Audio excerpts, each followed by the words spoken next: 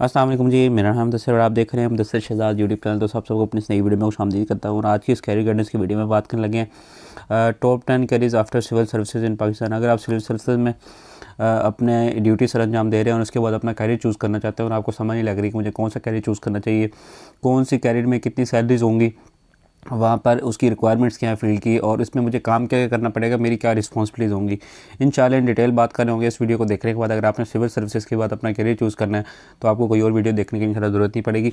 Video भी आगे बढ़ने से पहले वीडियो को लाइक करके चैनल को सब्सक्राइब कर लें, क्योंकि इस तरह की वीडियो सिर्फ आपको हमारे चैनल के ऊपर मिलती हैं। ठीक है, बात कर लेते हैं शुरू से इंट्रोडक्शन से, उसके बाद फिर एक एक कैरियर को हम डिस्कस करते हैं। Civil services in Pakistan provide a platform for leadership, administration and policy making. ठीक है, ये हमारे पास छोटी सी एक इंट्रोडक्शन था सिविल सर्विसेज के वाले से। अब सबसे पहला कैरियर जो आप चूज़ कर सकते हैं सिविल सर्विसेज के बाद, वो है हमारे पास फेडरल सेक्रेटरी या फिर एडमिनिस्ट्रेटिव ऑफिसर के तौर पर कर सकते हैं। और इसमें जो मंथली सैलरीज आपको ऑफर की जाती है 1,50,000 से लेकर 4 लाख तक मंथली बेसिस पर आप इससे अर्न कर सकते हैं।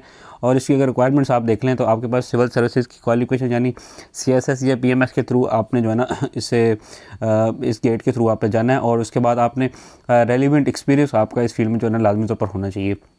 इसके साथ साथ अगर बात करें रिस्पॉन्सिबिलिटीज़ की, आपने काम क्या करना है, oversee government departments, policy implementation and administration, यही आपकी इस फील्ड की जो है रिस्पॉन्सिबिलिटीज़ होंगी। और इस फील्ड में अच्छा पे करने की मेन वजह यह है कि leadership in government administration is highly valued, so that's why it pays well.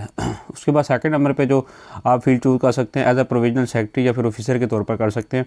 और इस फील्ड में आपको 1,20,000 से लेकर 3,50,000 पर मंथ सैलरी जो है ना ऑफर की जाएंगी। और इस फील्ड की जो रिक्वायरमेंट्स हमारे पास, वो आपके पास मिनिमम CSS या PMS के थ्रू आपने इस फील्ड को ज्वाइन करना है।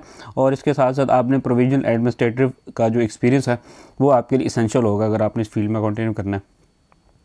और इस फील्ड में जो रिक्वायरमेंट्स के बाद आपकी रिस्पॉन्सिबिलिटीज़, वो हमारे पास ये है कि आपका जो काम होगा वो होगा manage provisional departments, execute policies, supervise teams, ये आपकी इस फील्ड की रिस्पॉन्सिबिलिटीज़ हैं। और अगर बात की जाए इस फील्ड में अच्छा क्यों पे किया जाए, तो इसकी मेन वजह यह है कि provisional leadership roles demand strong salaries and benefits, so that's why it pays well. उसके बाद थर्ड नंबर पे जो हमारे पास जो फील्ड आती है जिसमें आप अपना कैरियर कंटिन्यू कर सकते हैं, वो हमारे पास है पॉलिसी एनालिस्ट यानी एडवाइज़र की फील्ड में भी जो है ना आप जा सकते हैं। उसमें 80,000 से लेकर 2,50,000 तक मंथली बेसिस पर आप सैलरी अर्न कर सकते हैं। और इसके साथ साथ जो रिक्वायरमेंट्स हैं आपके पास सिविल सर्विसेज का एक एक्सपीरियंस होना चाहिए, वो एसेंशियल है। प्लस पॉलिसी रिसर्च की जो स्किल्स हैं वो भी आपके पास जो है ना लाजमी तौर पर होनी चाहिए।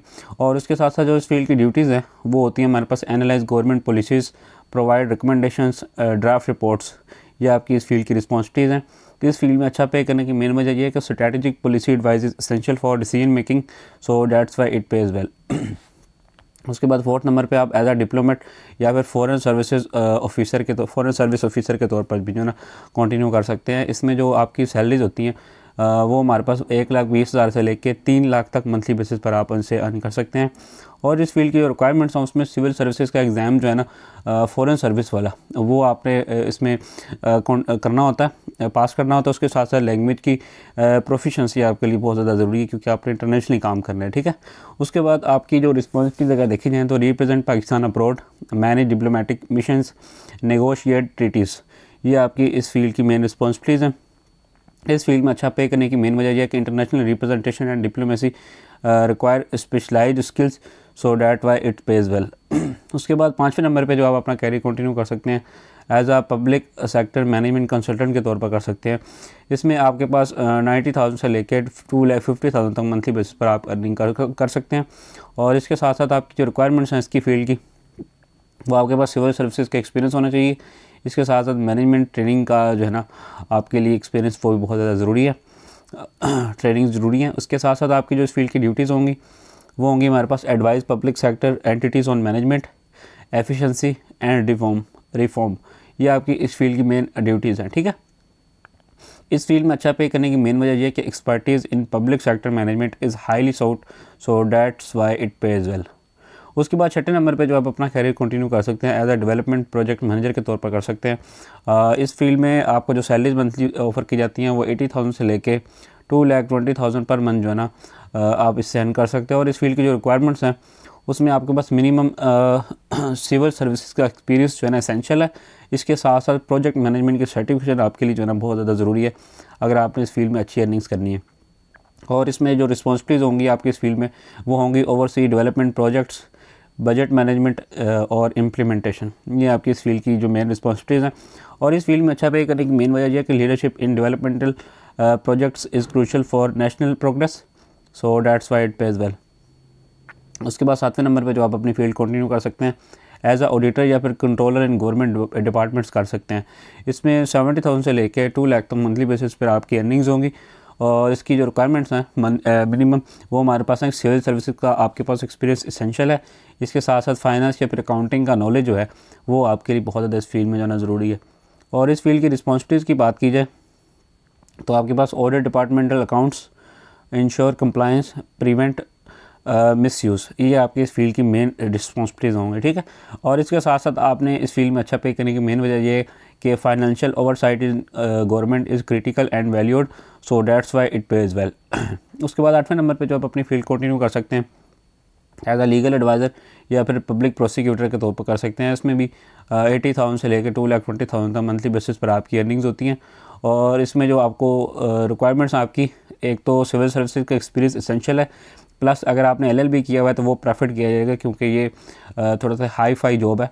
तो इसमें एक तो सीनियरिटी का लेवल भी बड़ा अच्छा होता है, तो इसमें LLB वाले जो हमारे पास होते हैं उनको जो है ना किया जाता है, इंपॉर्टेंस दी जाती है। उसके बाद हमारे पास रिस्पॉन्सिबिलिटीज इस फील्ड की आएंगी advice on legal matters, represent government in cases, ये आपकी इस फील्ड की मेन रिस्पॉन्सिबिलिटीज होती हैं। और इसके साथ साथ इस फील्ड में अच्छा पे करने की मेन वजह यह है कि legal expertise in public administration commands premium pay, so that's why it pays well. 9वें नंबर पे आप जो है ना एज अ NGO या फिर इंटरनेशनल ऑर्गेनाइजेशन कंसल्टेंट के तौर पर जो है ना काम कर सकते हैं। इसमें भी आपके पास 70,000 से लेकर 2,50,000 तक जो है ना मंथली सैलरीज होती हैं। इस फील्ड की रिक्वायरमेंट्स में आपके पास जो है ना एक तो सिविल सर्विसेज का बैकग्राउंड इसेंशियल है, इसके साथ साथ आपके पास रेलिवेंट NGO या फिर UN के एक्सपीरियंस होगा तो वेल एंड गुड, ये आपके लिए फ़ायदेमंद होगा। इसके साथ साथ आपकी जो रिस्पॉन्सिबिलिटीज़ होंगी इस फील्ड में manage projects, advise on government and policy, liaise with stakeholders, ठीक है। और उसके बाद हमारे पास इस फील्ड में अच्छा पे करने की मेन वजह ये है कि international project management is highly compensated, so that's why it pays well.